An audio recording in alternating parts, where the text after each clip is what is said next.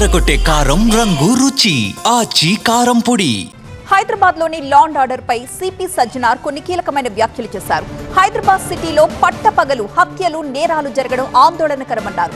ఇకపై crime గ్యాంగ్లు rowdy షీటర్ల ఆగడాలు లా and order పరిస్థితులపై స్పెషల్ ఫోకస్ పెడతామని చెప్పారు ఆయన. దీంతో పాటు ఆర్గనైజ్డ్ నేరాలపైన ఉక్కుపాదం మోపుతామంటూ స్పష్టం చేశారు. సైబర్ క్రైమ్, డ్రగ్స్, ఆర్థిక నేరాలపైన మరింత దృష్టి పెడతామన్నారు సిపి సజ్జనార్. ఇక గతంలో సైబరాబాద్ సిపిగా పనిచేసిన సజ్జనార్ హైదరాబాద్ లోని లా అండ్ ఆర్డర్ పరిస్థితుల్ని ఎలా డీల్ చేయబోతున్నారు, డ్రగ్స్ పై ఎలాంటి నిఘా పెట్టబోతున్నారు అనే అంశాలకు సంబంధించి మరింత సమాచారం మా సీనియర్ కరెస్పాండెంట్ రంజిత్ అందిస్తారు. పోలీస్ కమిషనర్గా బాధ్యతలు తీసుకుపోతున్న సజ్జనార్ గారు మనతో ఉన్నారు. వారితో మాట్లాడదాం. సార్, ముందుగా మీకు కంగ్రాచులేషన్స్. 4 సంవత్సరాల తర్వాత తిరిగి యూనిఫామ్ సర్వీస్లోకి వస్తున్నారు. ఎలా ఫీల్ అవుతున్నారు? సంతోషం అనిపిస్తుంది, ఎందుకంటే చాలా రోజుల తర్వాత మళ్ళీ డిపార్ట్మెంట్ రావడం జరుగుతుంది. బట్ ఏమైనా నాన్ ఇన్ఫార్మ్ జాబ్స్ మన కెరియర్లో చాలా రోజు చేయడం జరిగింది. అంతకుముందు ఇంటెలిజెన్స్లో చేశాను, ప్లస్ అదేవిధంగా సిఐడిలో చేశాను. మళ్ళీ సైబరాబాద్లో ఆల్మోస్ట్ మనం చూస్తుంటే 60% కెరియర్ అంతా నాన్ ఇన్ఫామ్లో వెళ్ళింది. కానీ బట్ డెఫినెట్లీ ఒక చాలా మంచి అనిపించింది, ఎందుకంటే ఇది ఒక ప్రతిష్టాత్మక నగరము మన దేశానికి, ప్లస్ అదే మన రాష్ట్రానికి కూడా ఇది ఇంపార్టెంట్ సిటీ ఆఫ్ పర్ల్స్ అంటారు. సార్, మీ 29 ఏళ్ళ సర్వీస్లో కూడా మీరు సైబరాబాద్లో పనిచేశారు, ఆ తర్వాత జిల్లాల్లో పనిచేశారు, మిగతా వింగ్స్లో పనిచేశారు. కానీ హైదరాబాద్ కమిషనరేట్లో పనిచేసిన అనుభవం లేదు. ఇక్కడ ఇది ఒక challenging task.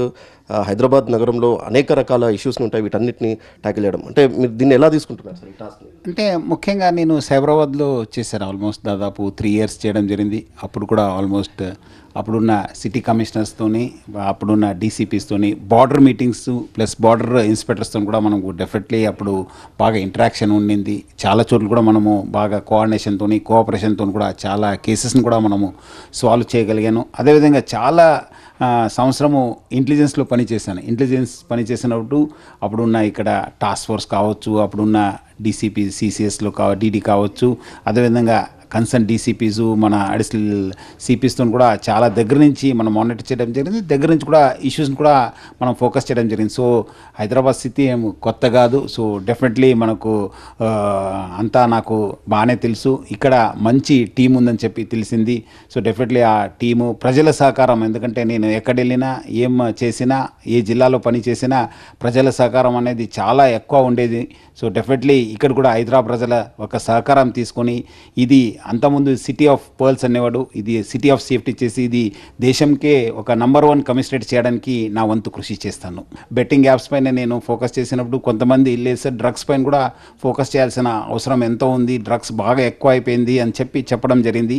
Law and order problems కాకుండా ఒక ప్రశాంత వాతావరణంలో, ఎందుకంటే ప్రశాంతి వాతావరణం ఉంటేనే ఆ ఒక జిల్లా కావచ్చు, ఒక సిటీ అభివృద్ధి చెందుతుందని చెప్పి నాకు చాలా విశ్వాసం ఉంది. ఆల్రెడీ మనకు ఒక మంచి పేరు ఉంది హైదరాబాద్ సిటీ పోలీస్కి.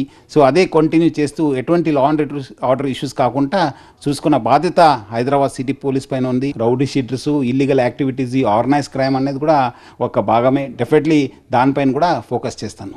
మీ కమిషనరేట్ పరిధిలో చూసుకుంటే దాదాపు 1 కోటికి పైగా పబ్లిక్ ఉంటారు. సో వాళ్ళకి మీరు ఎలాంటి మెసేజ్ ఇస్తారు? మీరంతా కూడా ఇక్కడ పోలీస్ బాస్గా ఉండబోతున్నారు కాబట్టి వాళ్ళకి ఏం మెసేజ్ ఇస్తారు సార్? ఇది హైదరాబాద్ సిటీ పోలీసు, మీ పోలీసు. మీ ఎప్పుడైనా మీకు సమస్య వస్తే దగ్గరున్న పోలీస్ స్టేషన్లో కాంటాక్ట్ చేయండి. మీకోసమే మనం పని చేస్తున్నాం. 29 ఏళ్ల సర్వీస్ అనుభవంతో ఖచ్చితంగా హైదరాబాద్ పోలీస్ కమిషనరేట్లో సమర్థవంతంగా తన బాధ్యతలు నిర్వహిస్తారన్నటువంటి విషయాన్ని సజ్జనార్ గారు స్పష్టం చేస్తున్నారు. కెమెరామ్యాన్ వెంకటస్వామితో రంజిత్, TV9 హైదరాబాద్.